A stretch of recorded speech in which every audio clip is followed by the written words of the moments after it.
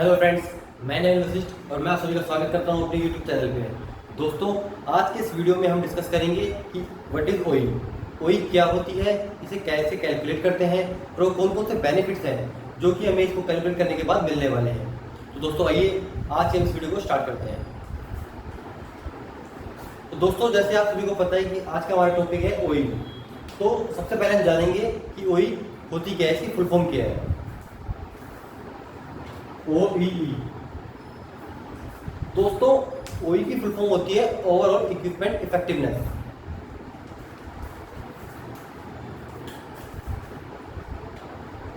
Overall equipment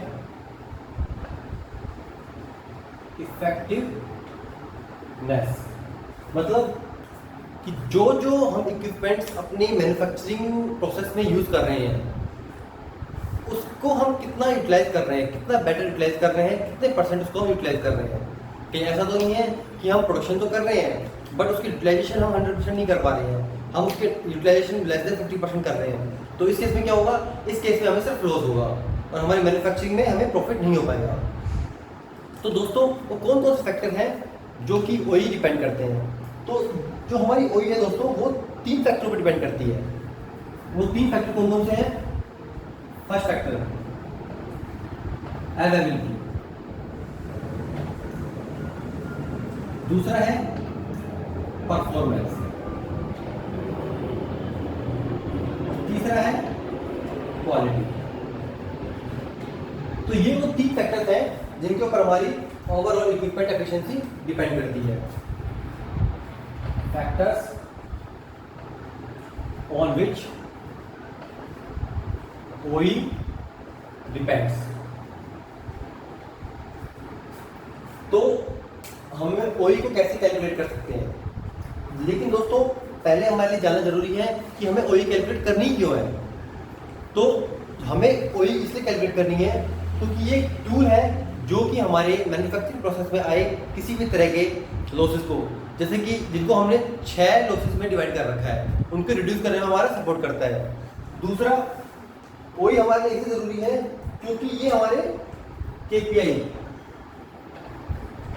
KPI की performance indicator है। हमारी मैन्युफैक्चरिंग में, हमारी प्रोडक्शन डिपार्टमेंट में ओई हमारा एक मेन केपीआई है।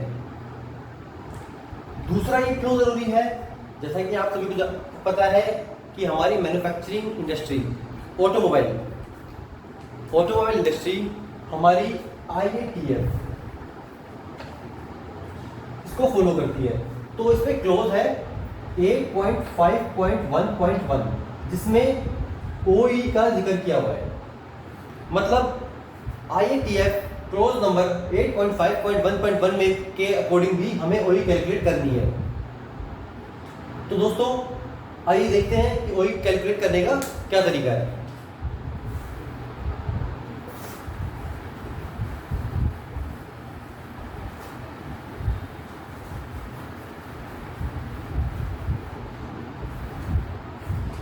जो ओई कैलकुलेट करने का फॉर्मूला है दोस्तों, वो है availability rate multiply by performance rate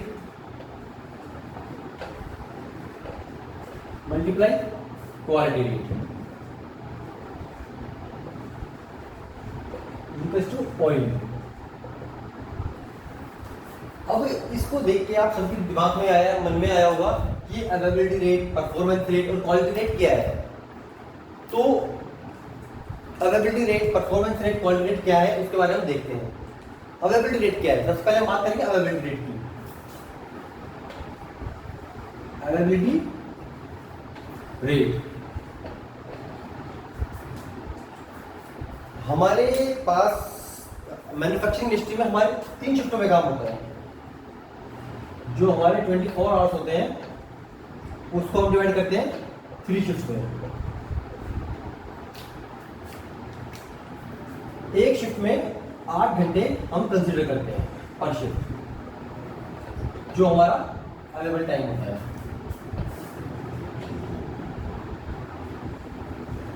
available time हमारा अवेलेबल टाइम हुआ 8 घंटे, लेकिन 8 के 8 घंटे हम अपने प्रोसेस को रन नहीं कर सकते। उसके कुछ रीजन है, इसमें कुछ ब्रेकडाउन होते हैं जिनकी वजह से हम अपने मशीनरी को, अपने प्रोडक्शन को 8 के 8 घंटे हम नहीं चला सकते।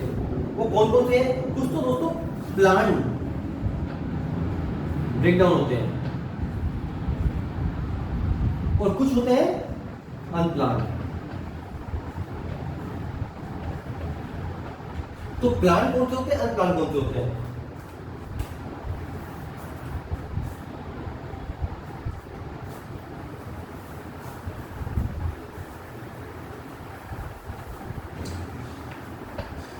प्लान और अनप्लान कौन कौन से ब्रेकडाउन होते हैं?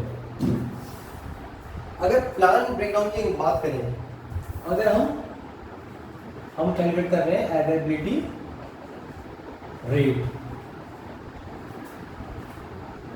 टाइम पर शिफ्ट हमें कितना अवेलेबल होता है? 8 आवर्स।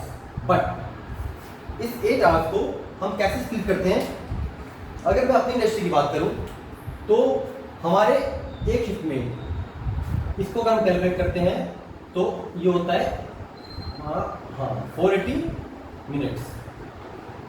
आउट ऑफ 480 मिनट्स हमारा लंच टाइम होता है 30 मिनट्स का। लंच टाइम के अलावा हमारा 7 मिनट का टी टाइम भी होता है जो कि प्लान्ड है, 7 मिनट्स और 7.5, एक्चुअली 7.5 देते हैं उसको। दूसरा हमारा स्टार्टअप, हमारी शिफ्ट स्टार्ट होगी, शिफ्ट स्टार्ट होने के बाद चेंज ओवर मीटिंग होगी और ऑपरेटर साहब अपनी मशीन पे जाएंगे, थोड़ा 5S 3S को देखेंगे, उसको इम्प्रूव करेंगे, उसके बाद वो काम स्टार्ट करेंगे।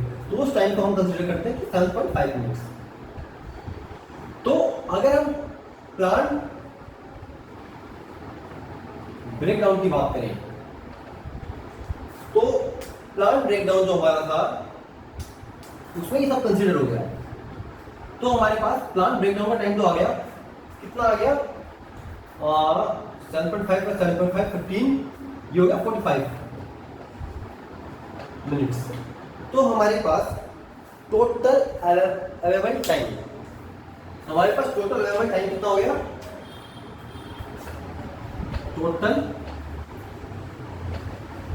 अवेलेबल टाइम 480 माइनस 45, ये हो गया हमारा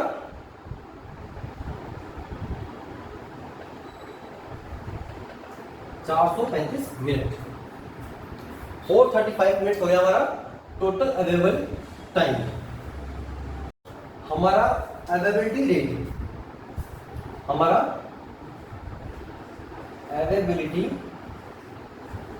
रेट की अगर हम बात करेंगे, अगर हमारा सिर्फ और सिर्फ प्लांट ब्रेकडाउन हुआ है, अनप्लांट ब्रेकडाउन कुछ नहीं हुआ है, तो हमारे पास अवेलेबल टाइम 435 मिनट हो गया। लेकिन किसी भी रीजन से, मान लो हमारे पास ऑपरेटर काम कर रहा है लेकिन किसी वजह से उसके पास चाइल्ड पार्ट नहीं है जिसको प्रोडक्शन करना है इसको उसका, या फिर मटेरियल नहीं है और वो कुछ टाइम वेट करता है, या मशीन में कुछ अनप्लान्ड ब्रेकडाउन आ जाते हैं, या टूल में हमारी कोई खराबी हो जाती है, तो उसकी वजह से हमारी मशीन 10-5 मिनट अगर मान लो स्टॉप हो जाती है, तो वो सारा का सारा कंसिडर होता है अनप्लान्ड ब्रेकडाउन। तो ऐसे जो भी ब्रेकडाउन आएंगे उसको हम अनप्लान्ड ब्रेकडाउन में कंसिडर करेंगे। अनप्लान्ड ब्रेकडाउन, मान लो कि 15 मिनट हमारी मशीन जो थी वो किसी रीजन से बंद रही, कुछ भी रीजन सकता है, तो अब हमारा जो ब्रेकडाउन हो गए वो कितने हो गए? जो हमारा टोटल ब्रेकडाउन आया, हमारा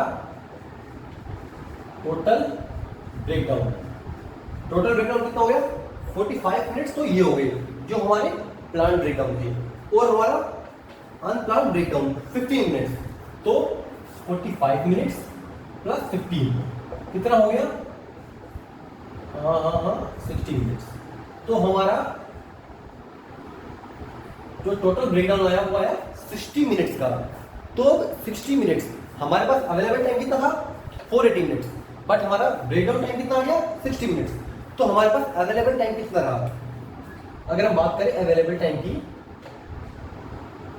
ये अवेलेबल टाइम, तो total time minus breakdown time.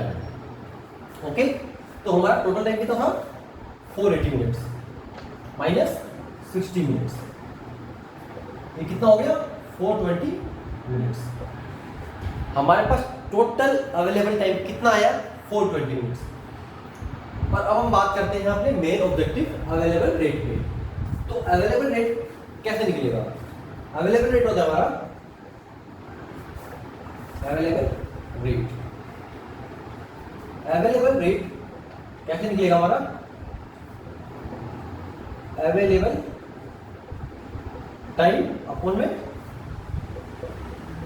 Total time, मतलब 420 डिवाइड बाई 480 मल्टीप्लाई बाई 100, तो ये आपका परसेंटेज बन जाएगा। अगर इसको कैलकुलेट करते हैं तो ये हमारा जो भी आएगा वो हमारा परसेंटेज में आ जाएगा। इसके बाद बात आती है हमारे दूसरे टॉपिक की, दूसरे फैक्टर की। इसको मैं रब कर देता हूं ताकि दूसरे फैक्टर को हम अच्छे से समझ सकें।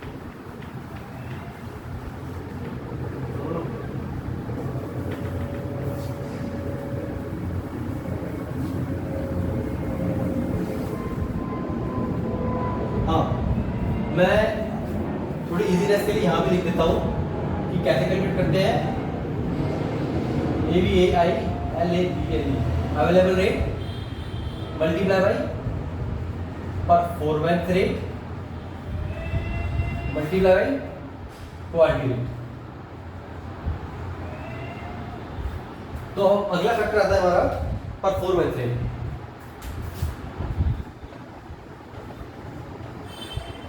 परफॉर्मेंस रेट, परफॉर्मेंस रेट क्या होता है? मान लो हमारे पास कोई एक्स पार्ट रन कर रहा है, एक्स पार्ट को हम रन करा रहे हैं और उसका एक पार्ट का जो रन रेट है, मतलब एक पार्ट को बनने में वो लेता है एक्स मिनट। अगर वो एक पार्ट को बनने में लेता है एक्स मिनट और हमारे पास अवेलेबल टाइम कितना था? जो अवेलेबल टाइम था हमारे पास, जो अवेलेबल टाइम था हमारे पास, इसको हम यहां से देख सकते हैं 420। एक पार्ट को बनने में लग रहा है एक्स मिनट, मतलब इसको हम अगर रिवर्स देते हैं तो एक्स मिनट में बन रहे हैं एक पार्ट। 3 मिनट्स में कितने पार्ट बनेंगे? 1 मिनट एक्स मल्टीप्लाई बाई 420। तो ये जो स्टैंडर्ड आया है वो आया है हमारा कि हमारे इस रेट के हिसाब से हमारे इतने पार्ट बनने चाहिए हमारे अवेलेबल टाइम में, यानी 420 मिनट्स में। सपोज करो कि हमारे जो कितने पार्ट बनने चाहिए इस रेट के हिसाब से, मान लो हमारे 1000 पार्ट बनने चाहिए थे, हमारे 1000 पार्ट बनने चाहिए थे, बट कुछ हिडन लॉसेस थे जिसकी वजह से 1000 पार्ट नहीं बन पाए और 1000 पार्ट्स ना बन के ये 950 पार्ट्स बने। इतने बनने चाहिए थे हमारे, लेकिन चलो ऐसे लिखते हैं कि हमारी प्लान क्वांटिटी हमारी 1000 पार्ट्स थी एज पर हमारे 420 मिनट्स, लेकिन प्रोड्यूस क्वांटिटी जो कि हमारी एक्चुअली में प्रोड्यूस हुई वो कितनी? वो 900 पार्ट्स की हुई, वो हमारी 900 पार्ट्स की हुई कुछ हिडन लॉसेस की वजह से। तो हमारा परफॉर्मेंस रेट हमारा क्या होगा? परफॉर्मेंस रेट हमारा होगा इन दोनों का gap 1000 minus 900, divide by 1000 multiply 100। तो इससे जो वैल्यू आएगी, मान लो जो हमारी अवेलेबिलिटी रेट था वो हमारा कैपिटल एक्स था, ये जो हमारा ये वाई आ गया, तो जो हमारा परफॉर्मेंस रेट है वो हमारा कैपिटल वाई आ गया। तो हमारे अवेलेबिलिटी रेट आ गया, हमारा परफॉर्मेंस रेट आ गया। तीसरी बात करेंगे हम क्वालिटी रेट की। तो क्वालिटी रेट क्या है, अब हम बात करेंगे क्वालिटी रेट की, जो हमारा थर्ड फैक्टर है वही कैलकुलेट करने में।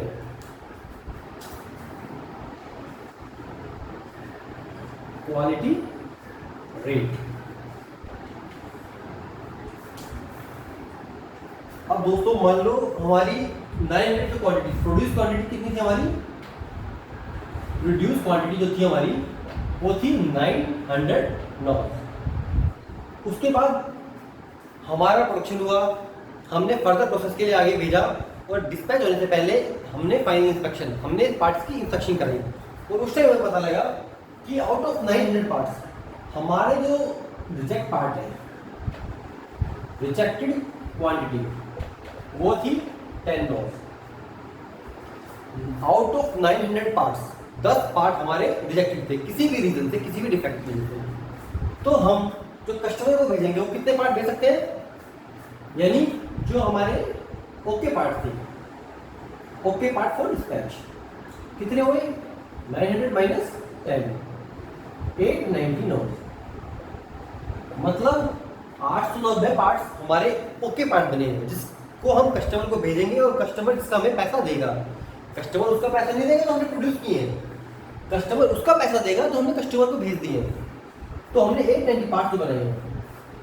अब क्वालिटी रेट की बात करते हैं। तो क्वालिटी रेट कैसे पता लगेगा, तो क्वालिटी रेट पता लगेगा इन दोनों के डिफरेंस से, यानी जो हमारा क्वालिटी रेट आएगा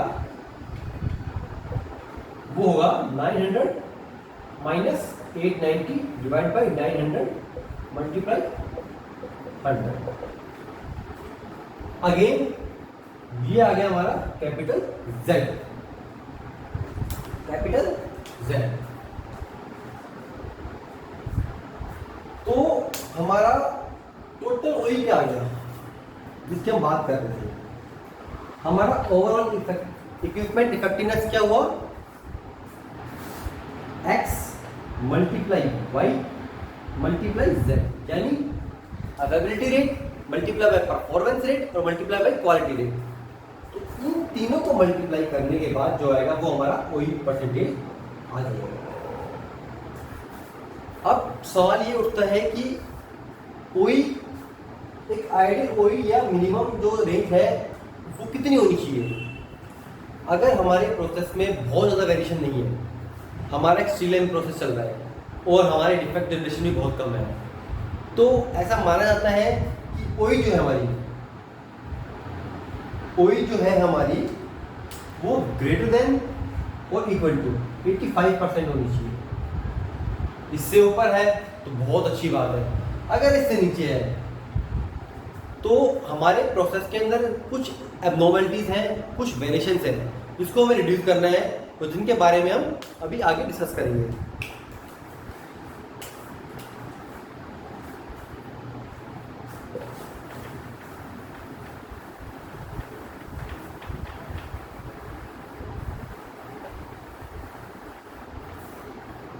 हम बात करेंगे बेनिफिट्स ऑफ OE की। Benefits of OE। अब हम इतनी मेहनत करेंगे तो हमें पता होना चाहिए कि OE कैलकुलेट करने के बाद हमें कौन कौन से बेनिफिट्स मिलने वाले हैं। दोस्तों बेनिफिट्स बताने से पहले मैं आपको बताना चाहूँगा कि अगर आप हमारे इस YouTube चैनल पे नए आए हैं तो प्लीज़ वीडियो को लाइक करें, शेयर करें और सब्सक्राइब करें और बेल आइकन दबाना ना भूलें। तो हम बात करते हैं कि बेनिफिट्स ऑफ OE के कौन कौन से हैं। जब हम OE कैलकुलेट करते हैं तो हमारी जो प्रोडक्शन मैन्युफैक्चरिंग प्रोसेस में कुछ लॉसेस होते हैं, उन्हीं लॉसेस को हम रिड्यूस करने के लिए OE कैलकुलेट करते हैं, जिससे पता लगे कि हम अपने इक्विपमेंट को कितना इफेक्टिवली यूज कर रहे हैं। हमारे मैन्युफैक्चरिंग में 6 टाइप्स के लॉसेज हैं, जो कि मेजर लॉसेज में कंसिडर किए जाते हैं। वो 6 लॉसेज कौन कौन से हैं? पहला है ब्रेकडाउन।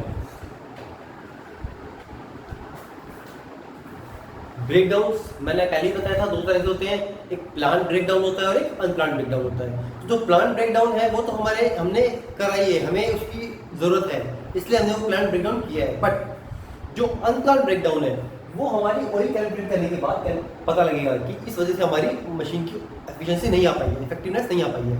तो वो जब हम डिटेक्ट कर लेंगे तो उसको हम रिड्यूस करेंगे। दूसरा होता है स्टार्टअप प्रोसेस कौन से होते हैं? जैसा कि हम शिफ्ट स्टार्ट करते हैं या फिर हम किसी भी प्रोसेस में मतलब बैच प्रोडक्शन कर रहे हैं और दूसरा पार्ट या दूसरे मॉडल का पार्ट बनाने के लिए हम डाई चेंज करते हैं, तो उस टाइम जो लॉसेज होते हैं, या शिफ्ट की स्टार्टिंग में जो लॉसेज होते हैं कि मान लो आइडियल टाइम किसी भी शिफ्ट की हैंडओवर में 7 मिनट लगना चाहिए और वही कैलकुलेट करने के बाद हमें पता लगा कि ये तो 15 मिनट जा रहा है, किसी भी रीजन से जा रहा है, तो उस तरह के लॉस को हम रिड्यूस करेंगे। इसको एडजस्टमेंट लॉस भी कहते हैं। एडजस्टमेंट।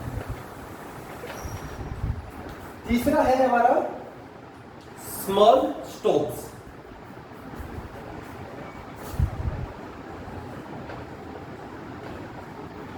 स्मॉल स्टॉप्स मतलब आप कह सकते हो कि किसी भी रीजन से हमें अपनी मशीन बंद करनी पड़ रही है, या फिर जो हमारे एक पार्ट का साइकिल टाइम दे रखा है, उस साइकिल टाइम के हिसाब से हमारी साइकिल नहीं चल रही है। साइकिल टाइम, अब आपके दिमाग में आएगा कि साइकिल टाइम क्या होता है, तो दोस्तों साइकिल टाइम को डिफाइन करने के लिए हम एक अलग वीडियो बनाएंगे जिसको हम उस टाइम डिस्कस करेंगे। तो अभी आप ये जान लीजिए कि अगर साइकिल टाइम के हिसाब से हमारा पार्ट नहीं बन रहा है, यानी कहीं ना कहीं लॉसेज आ रहे हैं, कहीं ना कहीं स्टॉपेज आ रही है, तो वो स्मॉल स्टॉप्स में कंसीडर की जाती है। तीसरा आपने हमारा रिड्यूस स्पीड। नेक्स्ट हमारा रिड्यूस स्पीड। हमने कोई नया ऑपरेटर लगा दिया, किसी मशीन पे लेवल 4 का स्किल मैट्रिक्स का ऑपरेटर चाहिए था, बट हमने लेवल 3 का लगा दिया। अब वो उस पार्ट को स्पीड से नहीं निकाल पाएगा जिस स्पीड से लेवल 4 का बंदा कर रहा था, तो वो भी डिटेक्ट हो जाएगा हमारा, तो हमारी इफेक्टिवनेस कम आएगी। पांचवा है हमारा स्टार्टअप रिजेक्ट्स। मतलब जब हम फर्स्ट पार्ट अप्रूवल करते हैं, FPPA, first part production approval, या जब भी कोई नई डाई चेंज हुई है, नया टूल लगा है, तो जो पहला शॉट निकलेगा, पहला पार्ट निकलेगा, वो ओके निकलेगा या एनजी निकलेगा। अगर मान लो रिजेक्ट हो जाता है तो स्टार्टअप रिजेक्शन में आता है। उस तरह के रिजेक्शन को जब हम मतलब जब ओई कैलकुलेट करेंगे और पता लगेगा कि हमारी ओई जो है लेस देन 85 है, हमारी ओई है लेस देन 85 है, तो हम देखेंगे कि किस किस रीजन से हमारा प्रोडक्शन नहीं हो पाया, हमारी कहाँ कमी रही है, हमारी अवेलेबिलिटी रेट कम था, हमारा परफॉर्मेंस रेट कम था, या हमारी क्वालिटी रेट कम था। जब पता लगेगा कि हमारा परफॉर्मेंस रेट कम था तो देखेंगे हमारे कहाँ था, तो पता लगेगा स्टार्टअप में हमारा रिजेक्शन ज़्यादा हो गया, जिसके वजह से पार्ट बन नहीं पाए, या क्वालिटी में पता लगेगा, जो भी है, तो हम उस पर अटैक करेंगे कि हमारे वो कौन सा रीजन थे जिसकी वजह से हमारे स्टार्टअप का रिजेक्शन हुआ। नेक्स्ट है हमारा प्रोडक्शन रिजेक्ट्स, जिसको आप लोग रिजेक्शन बोलते हो या स्क्रैप बोलते हो। जब हम क्वालिटी रेट कैलकुलेट करेंगे और ये क्वालिटी रेट हमारा लेस देन 85% आएगा, तो हमें पता लगेगा कि हमारे जो नंबर ऑफ पार्ट प्रोड्यूस हुए थे उसमें हमारा 10 पार्ट रिजेक्ट हुए, उसमें हम वर्किंग करेंगे तो हमारा क्वालिटी रेट इंप्रूव होगा और हमारा ये लॉस 6 नंबर लॉस एलिमिनेट होगा या इसको रिड्यूस करेंगे। इन सब लॉसेस को 3 कैटेगरी में डिवाइड किया हुआ है। ये जितने भी हमारे 6 तरह के लॉस हैं उनको 3 कैटेगरीज में 3 कैटेगरी में डिवाइड किया हुआ है। पहली availability rate,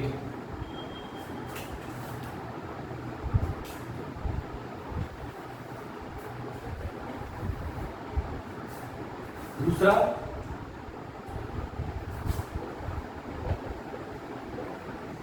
performance, sorry rate नहीं आएगा यहाँ पे, लॉस आएगा, लॉस।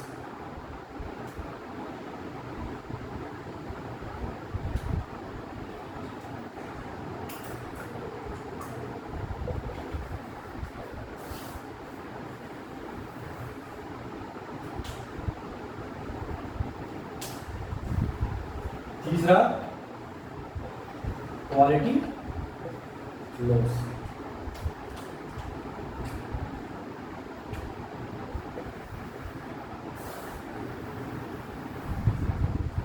मैंने हाईलाइट कर दिया है अवेलेबिलिटी लॉस के अंदर कौन कौन से लॉस आते हैं, ब्रेकडाउन। परफॉर्मेंस लॉस के अंदर कौन कौन से लॉसेस आते हैं जो मेजर है, startup loss, adjustment loss, small stop और रिड्यूस स्पीड। क्वालिटी लॉस में कौन कौन से लॉस आते हैं, स्टार्टअप रिजेक्शन और प्रोडक्शन रिजेक्शन। तो दोस्तों ये हमारा ओवरऑल इक्विपमेंट एफिशिएंसी का एजेंडा था। जब हम ओई कैलकुलेट करते हैं तो हमारे 6 टाइप से जो लॉसेस हैं वो रिड्यूस होते हैं, और जब यहाँ हमारे लॉसेस रिड्यूस हो जाएंगे तो हमारा जो प्रोडक्शन रेट है, जो हमारी प्रोडक्टिविटी है वो अपने आप इंप्रूव हो जाएगी। तो बेनिफिट्स क्या क्या होंगे कि एक 6 टाइप से जो मेजर लॉसेस है वो हमारे रिड्यूस हो जाएंगे। दूसरा बेनिफिट क्या हो जाएगा हमारा, मैं इसको थोड़ा डिफाइन करता हूँ।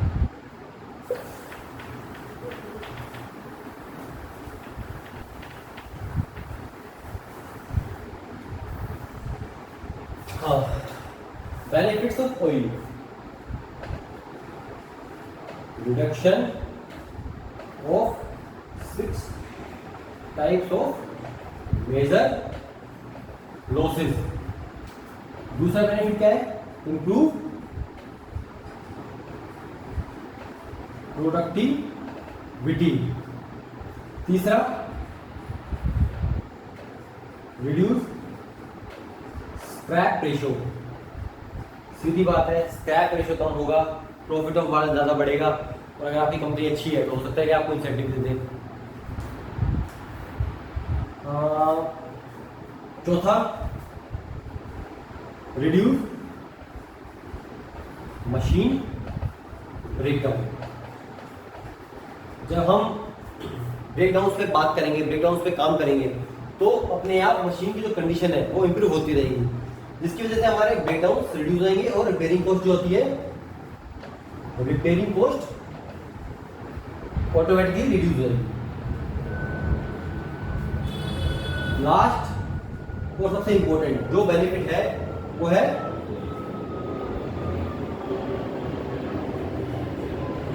Increase moral of operators.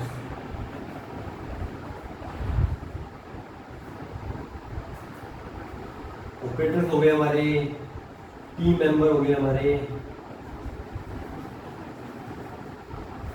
जो भी है हमारे, मतलब जो हमारी मैन्युफैक्चरिंग से लिंक्ड है उन सब बंदे।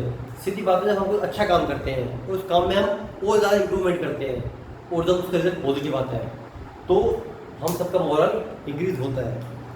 तो दोस्तों आज का हमारा टॉपिक समाप्त होता है। प्लीज़ कमेंट करके ज़रूर बताएं कि आपको हमारा टॉपिक कैसा लगा, कोई आप लोगों को समझ में आई या नहीं आई, कुछ डाउट है तो प्लीज़ कमेंट में बताएं, मैं उसका रिप्लाई करूँगा। Thank you.